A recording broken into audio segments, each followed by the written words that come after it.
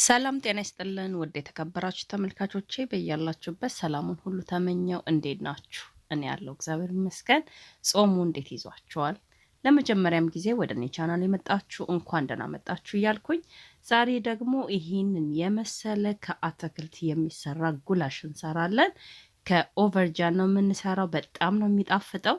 እንዲሁም ደግሞ ጤናማ የሆነ የኦቨርጃን ጉላሽ አብረን እንሰራለን። እስከ ቪዲዮው ፍጻሜ ድረስ አብራችሁኝ እንድትቆዩ እየጋበዝኩኝ ወደ ስራው አለፍኩ። ኦቨርጃን ጉላሽ ለመስራት ደበርጃን፣ ኤግፕላንት የተለያየ አይነት ስም ነው ያለው። አራት አነስ ያሉ ደበርጃን አዘጋጅቻለሁኝ። ከዛ እልጠዋለሁኝ። እኔ ልጬ ነው የምጠቀመው።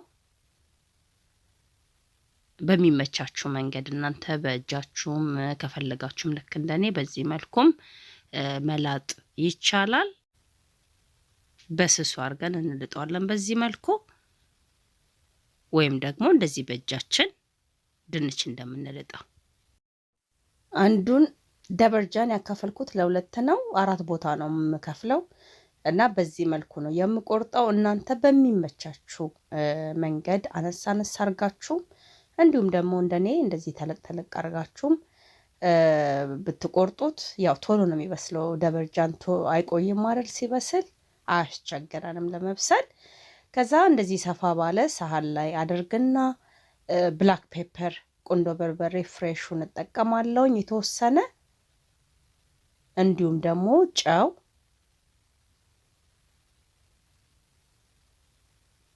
ይሄንን በደንብ አድርጌ ያቀላቅለዋለሁ መጀመሪያ ላይ። አሁንም ደግሞ ትንሽ ብላክ ፔፐር እና ጨው አረግበታለሁ። ይሄውን ሬዲ ነው። እዚህ ጋር ኮርንስታች አለኝ የበቆሎ ዱቄት 3 ማንኪያ ወደ 5 ማንኪያ የሾርባ ማንኪያ ነው የምጠቀመው። አሁን 3 ማንኪያ ካረኩኝ በኋላ አንድ የሾርባ ማንኪያ ብዙም ያልሞላ በርበሬ ጨምራለሁ።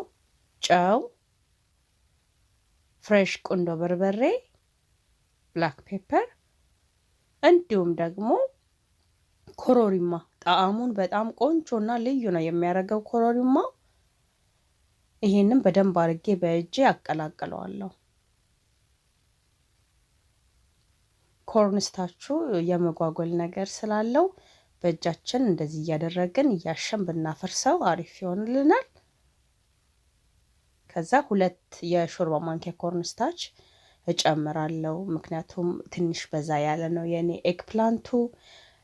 አጠቃላይ 5 የሾርባ ማንኪያ የተጠቀምኩት። የተጠቀምኳቸውን አማውንቶች የመጀመሪያው ኮመንት መስጫ እንዲሁም ደግሞ የሀሳብ መስጫው ቦክስ ውስጥ ታገኙታላችሁ።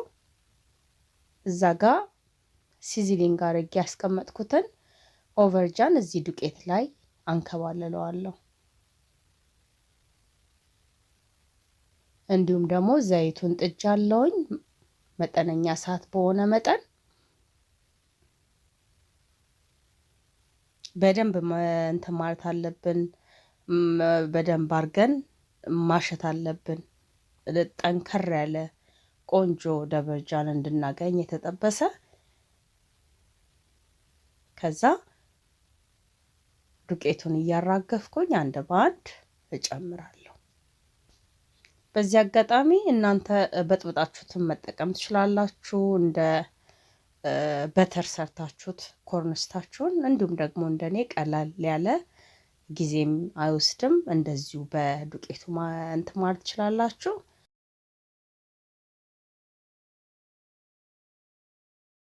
ይሄንን አሁን እየደረሰልኝ ስለሆነ በዚህ መልኩ ገልብጥ አድርገዋለሁ። ዘይት ያልነካበት ቦታ እንዲነካው።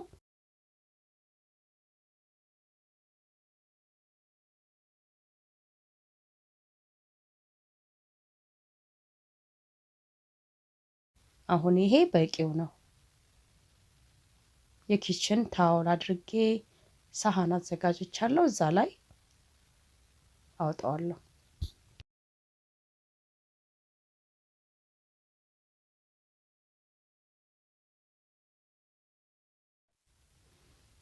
ይሄው ሁለተኛውንም እዛው ዘይት ውስጥ ጨምራለሁ። እንዲሁ አበስለውና እንዲያውም የመጀመሪያው ትንሽ እሳት በስቶበት ከለሩ ትንሽ ጠቆር ብሏል። ይሄኛው ግን ቆሜ ስለጠበስኩት በጣም የሚያምር ቆንጆ ከለር ነው የሆነልኝ። ያው እንደዚህ ድርቅ ብሎ ውስጡ ግን ጁሲ የሆነ ኦቨርጃን ጠብሰናል።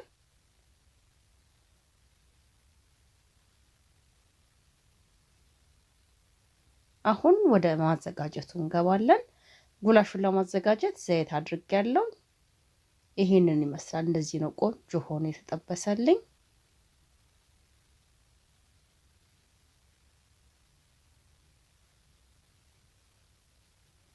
ውስጡ ደግሞ ሲቆረስ ላዩ ክሪስፒ የሆነ ውስጡ ደግሞ እንደዚህ ጁሲ የሆነ በጣም የሚጣፍጥ እንዲህ በባዶ ራሱ ቢበላ በጣም ነው የሚጣፍጠው። ልክ ዘይቱ ትንሽ እንደጋለ ሽንኩርቱን ከወትሮ ለየት አድርጌ ነው የከተፍኩት። ትንሽ ተለቅ ተለቅ አድርጌዋለሁኝ። በጣም መድቀቅ የለበትም። እንደዚህ ደግሞ ተለቅ ተለቅ ያለ ሽንኩርት የማትወዱ ከሆነ ደቀቅ አድርጋችሁ ከትፋችሁ መጠቀም ይቻላል። ጨው ጨምርና ይሄንን ሶፍት እስከሚሆን ድረስ አብሬ አብስለዋለሁ። አሁን ያው እንደዚህ ቆንጆ ሆኖ ደርሶልኛል። 1/3 የሾርባ ማንኪያ በርበሬ ጨምራለሁኝ። ጣዕሙን በጣም ቆንጆ ነው የሚያደርገው።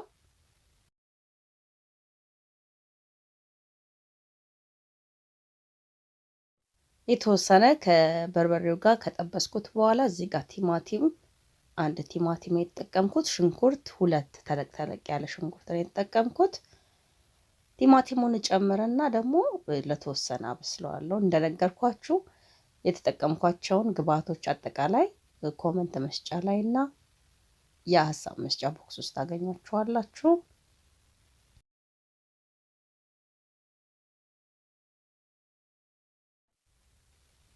ትንሽ ኮሮሪማ፣ ጨው እንዲሁም ብላክ ፔፐር ጨምራለሁ ለሱጎ ጣዕም ቆንጆ እንዲያደርግልን።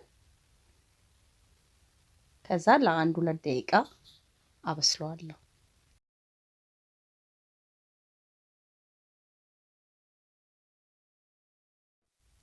ትንሽ መረቅ እንዲኖረው ድርቅ ያለ እንዳይሆን ውሃ ጨምሬያለሁ። ይሄንን አበስለዋለሁ። እዚህ ጋር በጣም ትልቅ ይቅርታ፣ ነጭ ሽንኩርትና ዝንጅብል ስጨምር አልተቀረጸልኝም። ወደ 1 የሻይ ማንኪያ የሚሆን ነጭ ሽንኩርትና ዝንጅብል ጨምሬያለሁ። አሁን ስጎ ቆንጆ ሆኖ ስለደረሰልን ቀድመን ጠብሰን ያዘጋጀነውን የኤግፕላንት እናስገባዋለን ደበርጃኑን። ከዛ ቀስ ብለን እንደዚህ ገልበጥ ገልበጥ እናደርገዋለን እንዲዳረስ ሙሉ ለሙሉ።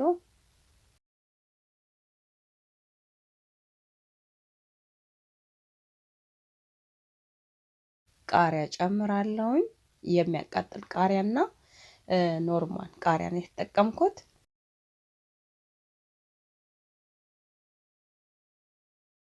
እንደዚህ ደግሞ ከድኜ ለ1-3-4 ደቂቃ በዝቅተኛ እሳት መጠን አብስየው ተመልሰን እንገናኛለን።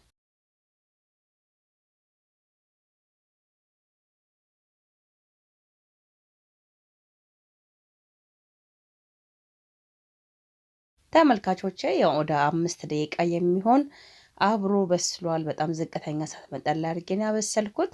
የዛሬ የቪዲዮ አሰራር ይሄንን ይመስላል። አቅርቤ ደግሞ ምን እንደሚመስል እናያለን። በጣም ነው የሚጣፍጠው። እንዲሁም ደግሞ ጤናማ የሆነ የደበርጃን ጉላሽ አሰራር ነው። ካልሞከራችሁት ከዚህ በፊት ሞክሩት። በእርግጠኝነት እንደምትወዱት ተስፋ አደርጋለሁ። ለዛሬ የነበረኝ ቪዲዮ ይሄንን ይመስላል። ከወደዳችሁት ላይክ ማድረጋችሁን አትርሱ። እንዲሁም ሰርታችሁ ሞክሩት። ሼር በማድረግ ሌሎች ሰዎች ጋር እንዲደርስ ብታደርጉልኝ እጅግ በጣም ደስ ይለኛል።